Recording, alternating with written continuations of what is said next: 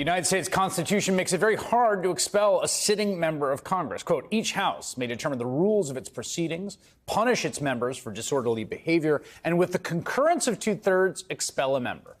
Now, a two-thirds majority is an extraordinarily high bar to reach. And that makes sense. I mean, in most cases, it's the voters that should be the ones to decide who stays or goes in Congress.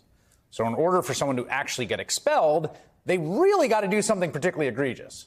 The last example was Ohio Democratic Congressman James Traficant, who was expelled in 2002 after getting convicted on corruption charges.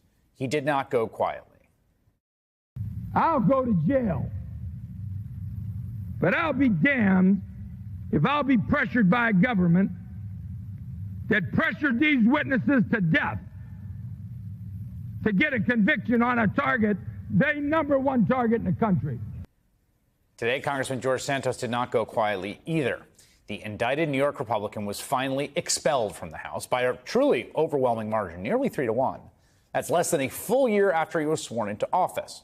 As the New York Times notes, this is, quote, the first time since the Civil War that a member has been removed without a criminal conviction.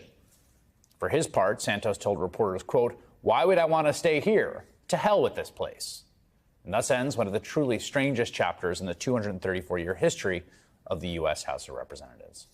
I'm joined now by someone who was there to witness it up close and someone who's documented this story for history. Congressman Dan Goldman is a Democrat of New York who's at the forefront of the effort to expel Santos.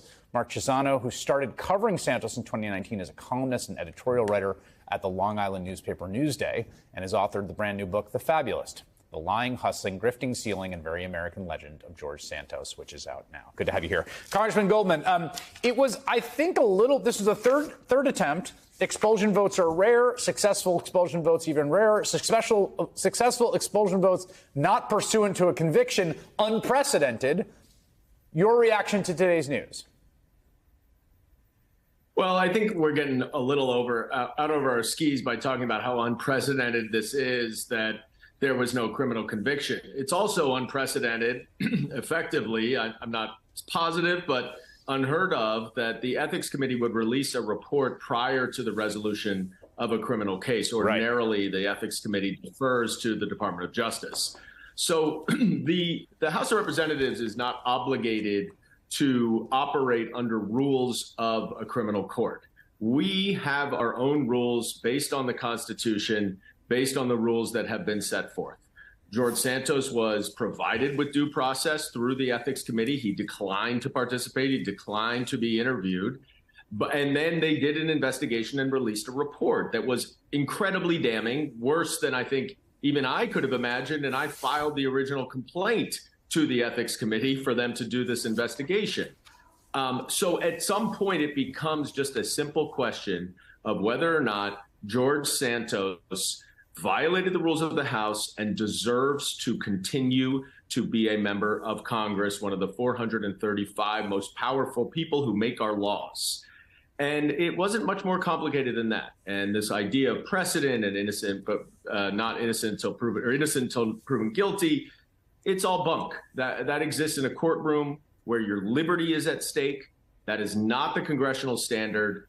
That is not anything that anyone needs to work with. I am perfectly comfortable as a member of Congress to say that the precedent that either there's an Ethics Committee report or a criminal conviction is enough to remove someone, fine. If you meet either of those standards, okay. Yeah, just to be clear, I don't think unprecedented necessarily means bad.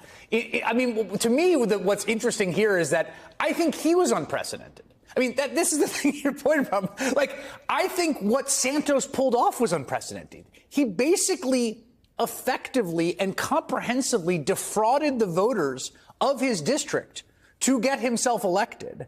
And then it was revealed probably was defrauding to a criminal extent, although it's just alleged at this point, a whole bunch of people throughout his entire life. I don't think there's any precedent for him, a guy like that, getting elected to Congress. I mean, the first conversation I had with him, I write about this in the book. This is kind of the very first time, 2019, and I call him, and I've written about sketchy politicians before, but, you know, this is Long Island. But I give him a call, and he says, I'm launching my campaign today.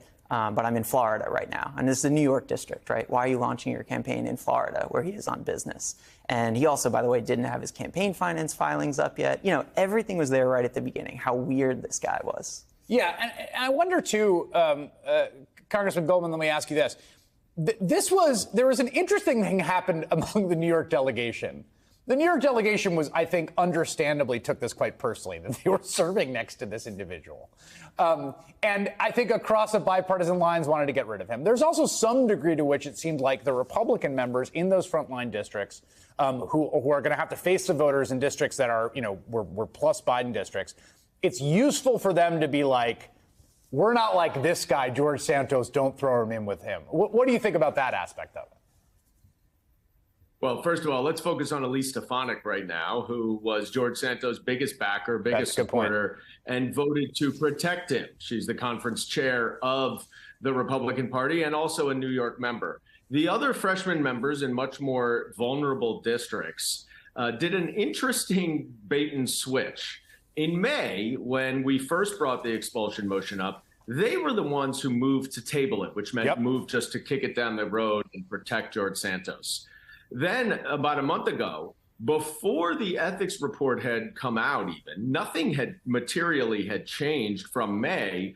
All of a sudden, they realized that politically, George Santos was a liability for them. So then they initiated an expulsion motion so they could say they were trying to remove him. That failed. Many members wanted to wait for the ethics committee report. So this was just purely political from the New York Republicans who wanted to distance themselves from George Santos when they realized that he, rightly so, is such a political liability for them. But in reality, more than half of the Republican Party voted to protect George Santos, notwithstanding the egregious misconduct that was laid out in that report. Here's my question for you, Mark, who was sort of there from the beginning, which is like, when you take a step back, the big question that I had in the beginning is still there, which is like, how did so many systems fail for this guy? Like, I think we now can all say this guy never should have been a member of Congress. And that has been the judgment of 3/4 of the House. I think it's the judgment of the people in this district. How did it happen? Why did it happen? Well, so one of the things that I kind of looked into in the book is the scientific literature behind lying, right? And it actually is very difficult to figure out if someone's lying. One way you do that is to almost like make someone tell the story backwards. And I think that's like a way to look at how hard it is to find people out who are lying about everything. And so there were people poking holes in his stories. I wrote a bunch, the Daily Beast, the North Shore Leader, even the Democratic, the DCCC looked into him and found lots of really sketchy things, right? Nobody pulled all the dots together until the Times' great story in December. That's an interesting point, right? If you lie about everything, it may be even harder to catch someone. Well, at least the honor of the Baruch Volleyball Championship team has been restored, which George Santos was not a member of. Everyone should know that. Congressman Dan Goldman, Mark Chisano, thank you both.